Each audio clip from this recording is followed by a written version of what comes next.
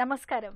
ఈరోజు సుఖీభవలో ఎముక విరిగితే ఏమిటి మార్గం, కరోనా సెకండ్ వేవ్ చిన్నారులపైన ప్రభావం, మాస్కుల వాడకం ఎలా ఉండాలి, గొంతులో ఏదైనా ఇరుక్కుంటే ఏం చేయాలి, ఇంకా హెల్త్ టిప్. ప్రమాదాలకు గురైనప్పుడు, ఆటల్లో కింద పడ్డప్పుడు, మెట్ల మీదనో స్నానాల గదిలోనో జారి పడ్డప్పుడు ఎముకలు చిట్లిపోవడం, ఫ్రాక్చర్లు కావడం మనలో చాలా మందికి అనుభవమే. అయితే ఎముకల్లో ఫ్రాక్చర్ లేనప్పుడు మనలో చాలామందికి ఏం చేయాలో తోచదు, గందరగోళానికి గురవుతూ ఉంటారు. ఎముకలు అతుక్కునేందుకంటూ మందులు, మాకులు, ఆకుపసర్లు, నాటుకట్టు కట్టించుకోవడం వంటివి చేస్తూ ఉంటారు. చివరికి అనవసర సమస్యల్ని కొని తెచ్చుకుంటూ కూడా ఉంటారు. నిజానికి విరిగిన ఎముక దానంతట అదే అతుక్కుంటూ ఉంటుంది. కాకపోతే విరిగిన ఎముక సజావుగా సవ్యంగా అతుక్కునేందుకు వీలుగా తగిన వైద్య సాయం పొందాలని చెప్తారు డాక్టర్లు. ఫ్రాక్చర్ల గురించిన పూర్తి వివరాల్ని ఇప్పుడు తెలుసుకుందాం.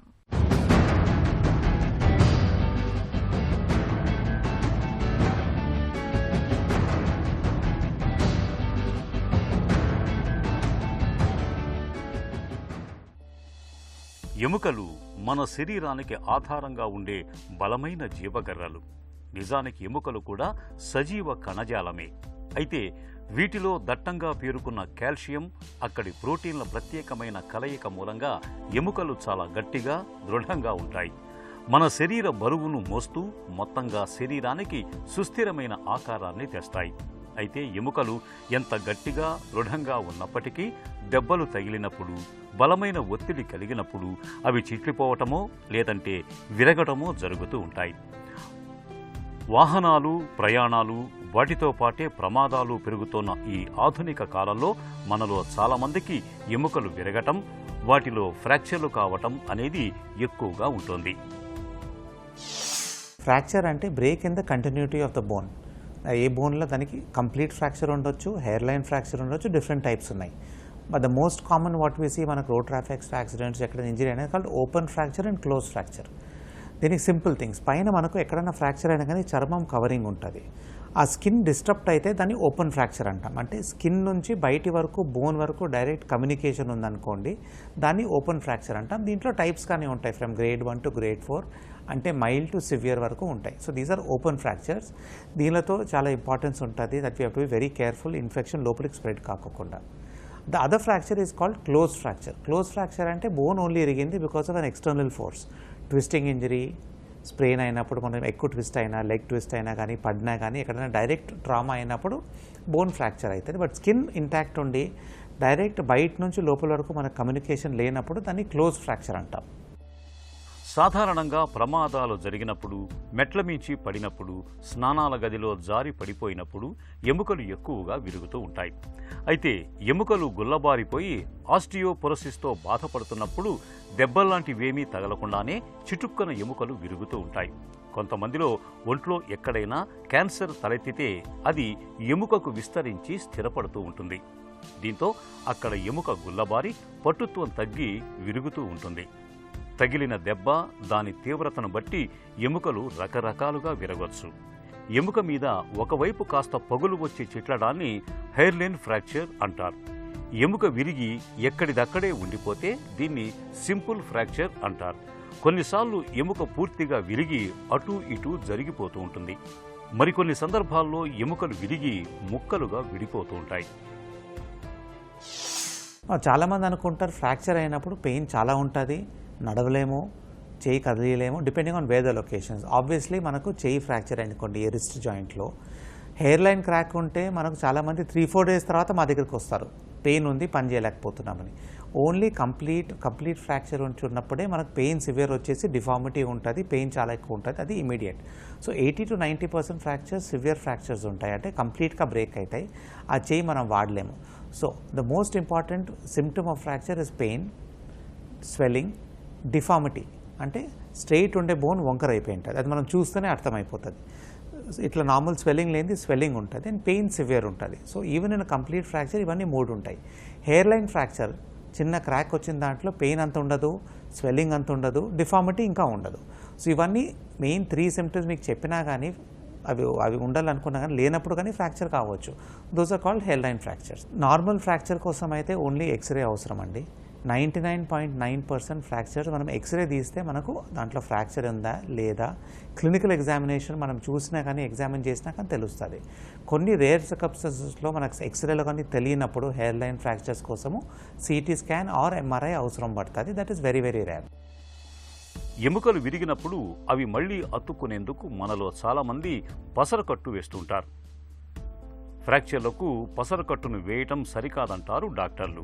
అలాగే ఎముక విరిగి బాధపడుతున్న వ్యక్తిని ఎలా పడితే అలా తరలించకూడదు. వెడల్పాటి బల్లపై పడుకోబెట్టి తీసుకెళ్తే విరిగిన ఎముకలకు మరింత ప్రమాదం జరగకుండా ఉంటుంది. ఎముకలు విరిగిన చోట గాయాలను శుభ్రం చేయటం కూడా ముఖ్యమే.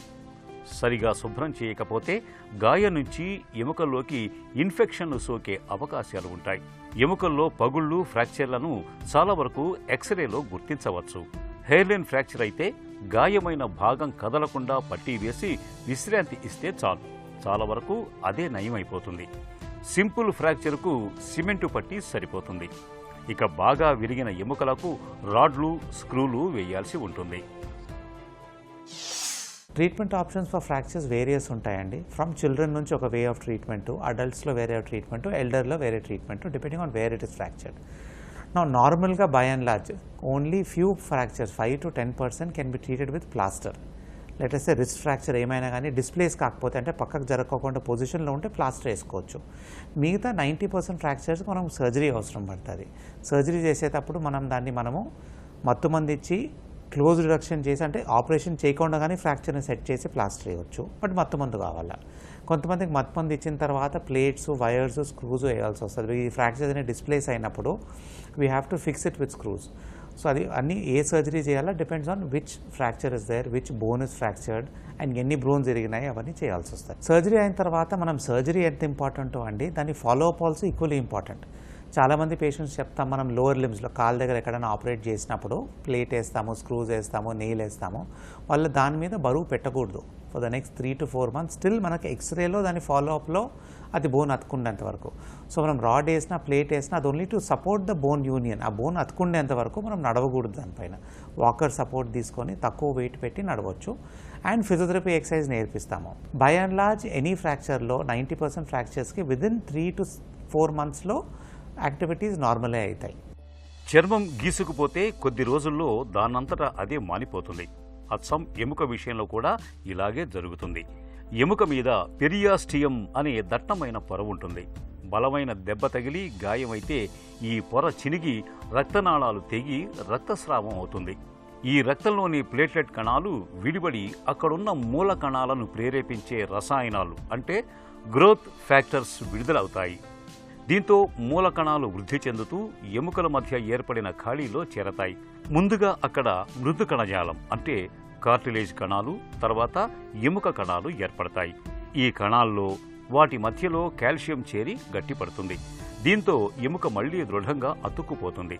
అయితే ఈ ప్రక్రియ సవ్యంగా, సాఫీగా, వేగంగా జరగటానికి వీలుగా సిమెంటు పట్టీలు, అవసరమైతే లోపల రాడ్లు, స్క్రూలు వేయటం, ఎముకలోకి రక్త ప్రసరణ సాఫీగా జరిగేలా జాగ్రత్తలు తీసుకోవాలి. ఏడాది దాటినా విరిగిన ఎముకలు అతుక్కోనప్పుడు బోన్ గ్రాఫ్టింగ్ సర్జరీకి వెళ్లాల్సి ఉంటుంది. కరోనా వేళ వైరస్ను కట్టడి చేయడానికి మాస్కును ధరించడం ఒక చక్కటి పరిష్కారం. బయటకు వెళ్ళినప్పుడు, జనసమూహాల్లో ఉన్నప్పుడు మాస్కును ధరించడం వల్ల మనకు వైరస్ నుంచి చాలా వరకు రక్షణ దొరుకుతుంది. అయితే మాస్కుల వాడకంలో మనం తగిన జాగ్రత్తలు తీసుకోవాలి. మాస్క్ను ఎలా పడితే అలా ధరించడం మంచిది కాదు. అలాగే మాస్క్ను వాడాక దాన్ని తీసి పడేయడంలోనూ జాగ్రత్తలు తీసుకోవాలి. మాస్క్ను ఎక్కువసార్లు ధరించాల్సి వచ్చినప్పుడు దాన్ని సరిగా శుభ్రం చేసుకోవాలి. మాస్క్ వాడకంలో సరైన జాగ్రత్తలు తీసుకోకపోతే మనకు వైరస్ అంటుకునే ప్రమాదం ఎక్కువగా ఉంటుంది. మాస్కుల వాడకంలో మనం తీసుకోవాల్సిన కనీస జాగ్రత్తల గురించి ఇప్పుడు తెలుసుకుందాం.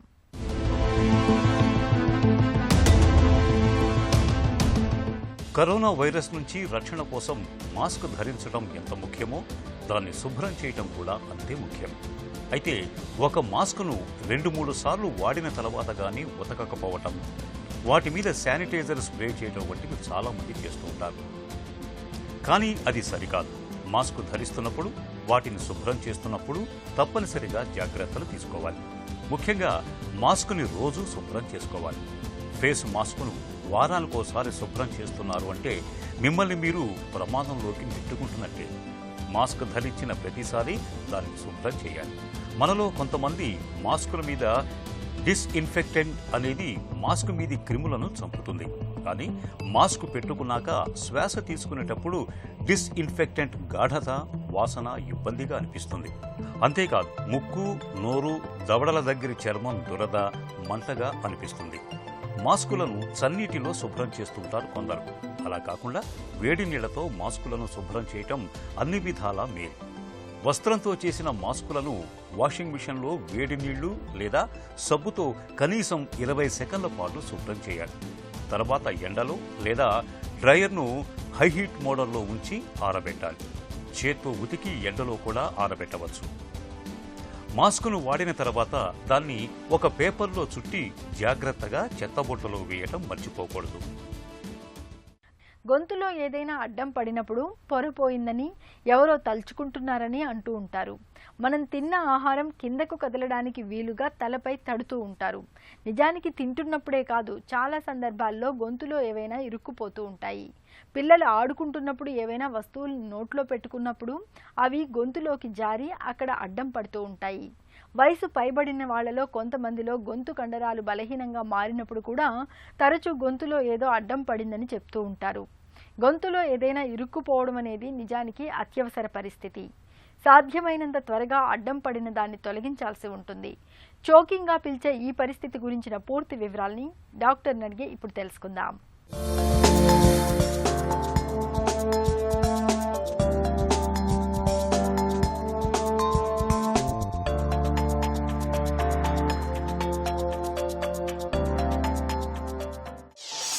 చోకింగ్ అంటే ఏంటి? చోకింగ్ అనేది ఈవెన్ దో మనం కొంచెం నార్మల్ అనుకున్నా కూడా ఒక్కోసారి అది ప్రాణహాని కలిగించేటట్టు ఉంటుందండి.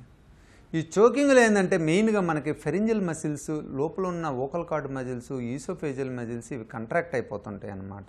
చోకింగ్ ఎక్కువ మందికి ఓల్డ్ ఏజ్లో అవుతుంటుంది, లేదంటే చిన్న పిల్లలకి అవుతుంది. మెయిన్గా చాలా కామన్ కారణం ఏంటంటే చోకింగ్ అవడానికి మనం పరధ్యానంగా తింటున్నా, మనం ఏదన్నా మాట్లాడుతుంటా తింటున్నా కూడా ఆ ఫారెన్ బాడీ పార్టికల్స్ అనేవి ఆ ఎపిగ్లాటిస్, గ్లాటిస్, స్వరపేటిక తన పైభాగంలో టచ్ అయిపోయి అక్కడ ఉన్న నర్వ్స్ని స్టిమ్యులేట్ చేసి కాఫ్, చాలా సివియర్ కాఫ్ వచ్చేటట్టు చేస్తానమాట. ఆ కాఫ్ వచ్చినప్పుడు కనుక ఆ ఫారెన్ బాడీ ఏదన్నా సాలిడ్ పార్టికల్ కనుక అక్కడ ఉన్నట్టయితే అది మన లంగ్స్లోకి పోయి బ్రాంకో న్యూమోనియా ఇలాంటి సీరియస్ కాంప్లికేషన్స్ వచ్చే అవకాశం ఉంటుంది. ఒకవేళ ఆ ఫారెన్ బాడీ కొంచెం పెద్దదయ్యి ఉండి పొరపాటున కనుక అది వోకల్ కార్డ్స్ నడుమధ్య కనుక ఇరుక్కుంటే సడన్ డెత్ వచ్చే అవకాశం కూడా ఉంటుందన్నమాట. గొంతులో ఏదైనా ఇరుక్కునే పరిస్థితి ఎందుకు వస్తుంది? మెయిన్గా పిల్లలకి ఏంటంటే మనం వాళ్ళ చేత మాట్లాడిపిస్తా తినటం మంచిది కాదండి. చాలామంది ఏం చేస్తారంటే నోట్లో ముద్ద పెట్టి ఒక్కోసారి మాట్లాడిపించడానికి ట్రై చేస్తుంటారు. అది ఎట్టి పరిస్థితుల్లోనూ మంచిది కాదు. పిల్లలు ఆహారం తీసుకునేటప్పుడు వాళ్ళని ఎలాంటి పరిస్థితులను మాట్లాడేయటం కానీ వాళ్ళ ఫోకస్ని వేరే చోటకి డీవియేట్ చేయటం కానీ ఎట్టి పరిస్థితుల్లోనూ మంచిది కాదు. ఈవెన్ చిన్న ఆహారం అంటే మన రైస్ పార్టికల్స్ కూడా మనకు తెలియకుండానే ఆ పిల్లల్లో ఆ వోకల్ కార్డ్స్ నడిమధ్య నుంచి వెళ్ళిపోయి లంగ్స్లో డిపాజిట్ అయిపోయి న్యూమోనియా వచ్చే అవకాశం ఉంటుందన్నమాట. చాలామంది పిల్లలు ఏంటంటే మాట్లాడేటప్పుడు తింటా దగ్గుతారు. ఆ దగ్గారంటేనే మనకు అర్థం అనమాట అది వోకల్ కార్డ్లో ఎక్కడో టచ్ అయిందని. సో ఎట్టి పరిస్థితుల్లోనూ మనం అలాంటి సిచ్యువేషన్, అలాంటి సీరియస్ ప్రాబ్లంని పిల్లలకు వచ్చే అవకాశం ఎట్టి పరిస్థితుల్లోనూ చేయకూడదండి. రెండో కాంబినేషన్ ఏంటంటే వృద్ధాప్యంలో వచ్చే అవకాశం ఎక్కువ ఉంటుందన్నమాట ఈ చోకింగ్ సెన్సేషన్ అనేది. ఈ వృద్ధాప్యంలో మెయిన్గా రావడానికి కారణం ఏంటంటే న్యూరోమస్కులర్ ఇన్కోఆర్డినేషన్ అంటాం.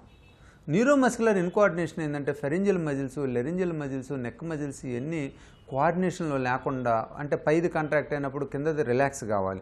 అలా కాకుండా పైది కిందది రెండు కాంట్రాక్ట్ అయినట్టయితే అవి కాస్త ఆ తినేటప్పుడు వాటర్ కానీ ఏదైనా కూడా వోకల్ కార్డ్స్లో పోయి చోకింగ్ సెన్సేషన్ వచ్చేసి సివియర్ లెరింగోస్పాజం వచ్చి పేషెంట్కి లైఫ్ డేంజర్ వచ్చే అవకాశం ఉంటుందన్నమాట.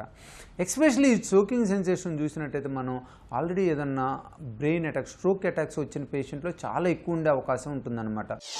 తరచూ గొంతులో ఏదైనా ఇరుక్కుపోతున్నప్పుడు ఏం చేయాలి? ఈ చోకింగ్ కనుక ఫ్రీక్వెంట్గా వచ్చే వాళ్ళకి మెయిన్ కారణం ఏంటంటే న్యూరోమస్కులర్ ఇన్కోఆర్డినేషన్ అనమాట. న్యూరోమస్కులర్ ఇన్కోఆర్డినేషన్తో పాటు వాళ్ళకి ఏదన్నా టెన్షన్స్ ఉన్నా, లేదా తినేటప్పుడు కానీ ఏదన్నా తాగేటప్పుడు కానీ పరధ్యానంగా ఉన్నట్టయితే ఈ ప్రాబ్లం ఎక్కువ ఉండే అవకాశం ఎక్కువ ఉంటుందన్నమాట. ఇలా వచ్చిన వాళ్ళకి మటుకు మనం జాగ్రత్తగా వాళ్ళని డీల్ చేయాలి. బేసిక్గా ఈ చోకింగ్ సెన్సేషన్ ఎక్కువ ఉన్న వాళ్ళు ఫస్ట్ ఎండోస్కోపీ విధానం ద్వారా laryngoscopy, upper gastro intestinal endoscopy విధానం ద్వారా మనం వోకల్ కార్డ్స్ దగ్గర కానీ ఆ అప్పర్ ఎండ్ ఆఫ్ ది ఈసోఫెగస్లో కానీ లేదా స్టమక్లో కానీ గ్యాస్ట్రిక్ ప్రాబ్లం అలాంటివి ఏమైనా ఉన్నాయేమో, లేదా గ్యాస్ట్రో ప్యాట్లెస్ జంక్షన్ అంటాం. అక్కడ ఏంటంటే జంక్షన్ అనేది చాలా లూజ్గా ఉండి ఈసోఫెగస్కి గ్యాస్ట్రిక్ నడి మధ్య మనం నిద్రలో పనుకున్నప్పుడు ఏమవుతుందంటే ఆ లోపల ఉన్న స్టమక్ కంటెంట్స్ అన్ని పైకి వచ్చేసి పేషెంట్స్కి చోకింగ్ ఇచ్చే అవకాశం చాలా ఎక్కువ ఉంటుంది అన్నమాట. చాలామంది ఏంటంటే ఈవెన్ మిడ్ నైట్ కూడా చాలామంది లేచి ఏమండి సడన్గా బ్రీతింగ్ ఆగిపోయినట్టుంది, 2-3 నిమిషాలు మాకు ఏం అర్థం కాలేదు, ప్రాణం పోయినట్టు ఉంది అంటారనమాట. ఇది కారణం ఏంటంటే మెయిన్గా ఈ చోకింగ్ అనేది, ఈ వోకల్ కార్డ్ స్పాజం అనేది యాసిడ్ రిఫ్లెక్స్ నుంచి వచ్చిందన్నమాట. మిడ్ నైట్ వచ్చేది మెయిన్ అది. కానీ రీసెంట్గా ఒక పేషెంట్ చూసినట్టయితే ఈ యాసిడ్ రిఫ్లెక్సే కాకుండా ఈసోఫెగస్లో ఉండే మస్కులర్ ప్రాబ్లమ్స్ అన్న ఎకలేషియా కార్డే ప్రాబ్లం అదన్నా కూడా పేషెంట్కి నైట్ చోకింగ్ వచ్చే అవకాశము, కాఫ్ సివియర్గా వచ్చే అవకాశం చాలా ఎక్కువ ఉంటుంది అనమాట. సో ఎట్టి పరిస్థితుల్లోనూ ఈ ఫ్రీక్వెంట్ చోకింగ్ వచ్చే వాళ్ళకి వేరే ప్రాబ్లమ్స్ కూడా ఏమైనా ఉన్నాయో మనం వోకల్ కార్డ్స్ దగ్గర కానీ, బేస్ టంగ్ దగ్గర కానీ, మజిల్స్లో కానీ ఏమన్నా ప్రాబ్లం ఉన్నాయా లేవనేది కన్ఫర్మ్ చేసుకోవాలండి. ఎందుకంటే ఒకసారి మనం డయాగ్నోసిస్ కనుక కన్ఫర్మ్ చేసుకున్నట్టయితే ఎక్కువ మందికి ఈ చోకింగ్ సెన్సేషన్ అనేది ఇమీడియట్గా తగ్గిపోతుందండి. గొంతులో ఏదైనా ఇరుక్కున్న అత్యవసర పరిస్థితుల్లో వైద్య సాయం ఎలా ఉంటుంది? ఒకవేళ చోకింగ్ సెన్సేషన్ చాలా సివియర్గా ఉండి పేషెంట్ చాలా ప్రాబ్లం పడుతున్నాడంటే మటుకు వాళ్ళకి టెంపరీగా ఫీడింగ్ కూడా మార్చడం ఇంపార్టెంట్ అండి. ఎందుకంటే నోటి ద్వారా పోయే ఫీడింగే వాళ్ళకి మెయిన్గా ప్రాబ్లం వచ్చి వాళ్ళకి చోకింగ్ సెన్సేషన్ వస్తుంది అనమాట. అలాంటప్పుడు డైరెక్ట్ స్టమక్ ద్వారా కొన్ని రోజులు ఫీడింగ్ ఇచ్చి ఈ నడిమధ్యలో మనం ఈ న్యూరోమస్కులర్ కోఆర్డినేషన్ని, అక్కడ ఏదైనా మజిల్స్ ఇన్యాక్టివ్గా ఉన్నా కూడా వాటన్నిటిని ఇంప్రూవ్ చేయాలి. దాంతోపాటు రేర్ సిచ్యువేషన్ ఏంటంటే క్రికోఫెరింజియల్ స్పాజం అంటాం. అంటే మన ఏదైతే స్వరపేట కింద భాగంలో ఎక్కడైతే మన అన్నవాయిక మొదలైదో అక్కడ ఉన్న క్రికోఫెరింజియస్ మజిల్ స్పాజంలోకి వెళ్ళిపోతూ ఉంటుంది అనమాట.